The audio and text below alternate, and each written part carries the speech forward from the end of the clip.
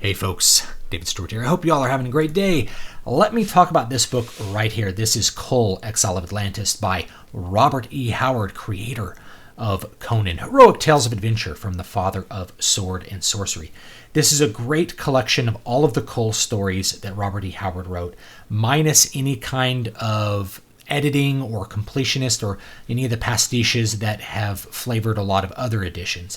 And so this is an edition that I am going to recommend for people to check out, but I'd like to show you just everything that's in this edition and why I ended up really liking the way that this book was put together. Now, if you're not familiar with Kull, Kull is another character by Robert E. Howard and really the predecessor to the more ubiquitous Conan.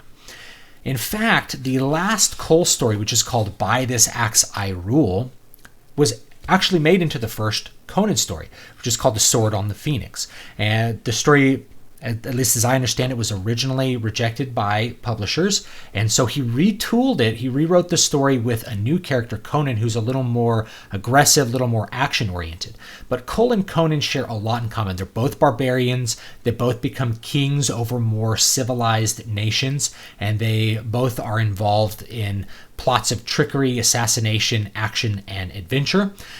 Kull, however, definitely has a different flavor from Conan. He's a bit more of a brooding hero. He's more philosophical.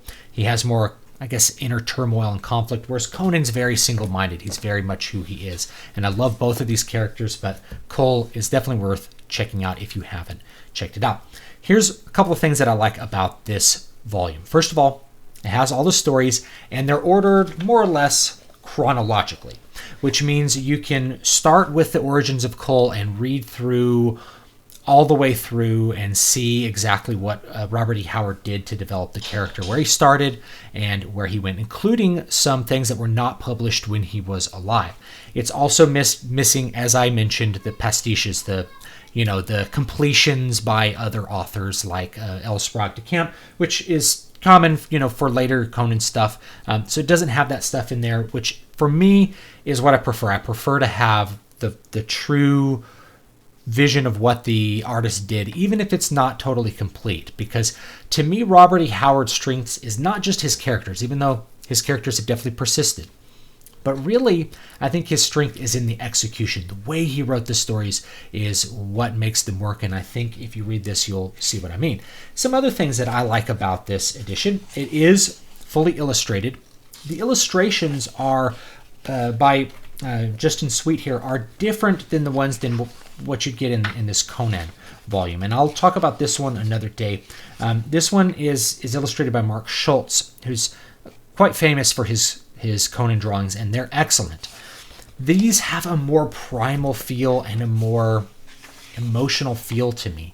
You can see just these fields of black on this printing of the book. I'll talk about a couple things that we see in there. But the pen and ink drawings you can see are much more chaotic in a way, and I think that kind of befits the Kull character. They look pretty good in this edition. I'll show you a couple others. There's combinations of what would be plates in a traditional printing, as well as these engraved ink drawings, but they all look pretty good.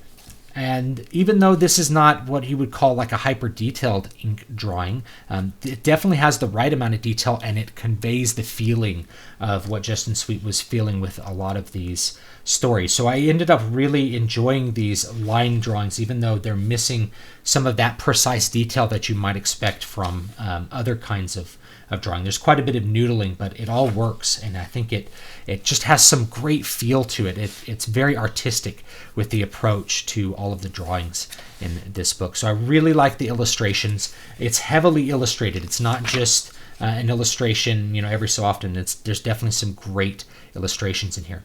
I will say there's one thing I noticed about this printing while I'm thinking about it, is that if you notice and you look, let's find a couple pages where we can really just see the text very clearly. The text has some pretty big margins on it. You can see there's a big margin from the bottom and a pretty big margin from the top. These are bigger margins than what I would use if I were printing in fact, I print most of my books at the same size. They're a little bit big margins, and the font is a little bit smaller. It would be kind of nicer if the font was maybe just a half point bigger and you shrink those margins a little bit. I think this might be a repackaging of an earlier print that was a hardback. And there's a couple reasons for that. I noticed that whenever we get to a lot of the plates, they're not actually plates, which means they're not on a special paper inserted into the book. This is the way they used to do, say, color illustrations, is you'd print them out on a special piece of paper and they'd be bound into the book. In this case, they're just normal paper. It looks like this is all printed on the same printer. This might be a print-on-demand application.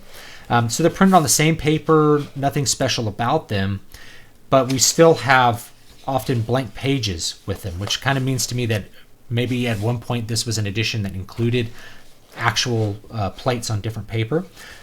That being said, they don't lose a ton of detail for the poorer quality paper and printing that's there. They still look okay. I can imagine them looking much better on actual, bright white, thick paper that's meant for this kind of printing with a high quality press.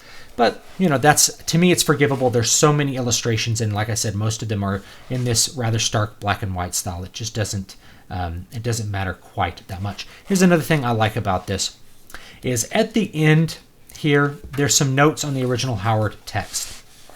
What these notes indicate is all of the actual editing changes that they did. And the editing changes they did in this book are pretty much limited to copy editing, really not even copy editing, proofreading.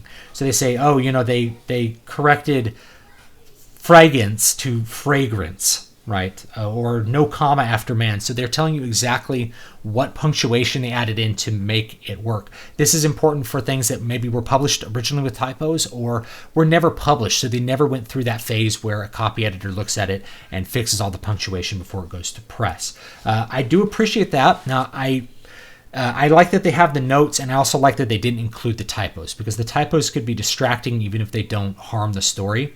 They did avoid changing certain things. So they didn't change some. So sometimes you read a sentence and it's a little awkward. An editor might catch that sentence. A copy editor might catch the sentence and be like, it's awkward. Let's rewrite the sentence. They don't have that. Instead, it's just punctuation and spelling alterations that fix what's going on in the book. So I don't mind the awkward sentences, a couple things that an editor might have picked up. I appreciate that it's completely original, even the stuff that wasn't published while Robert E. Howard was alive. So here it is, Kull, Exile of Atlantis. This is going to be the volume that I recommend most people read to access Kull. Lots of these stories I hadn't read before because, they're just mixed in with different things. I didn't have a whole lot of Kull stuff. So it's a great place to start. In fact, it's a great place to start accessing Robert E. Howard before you get to Conan.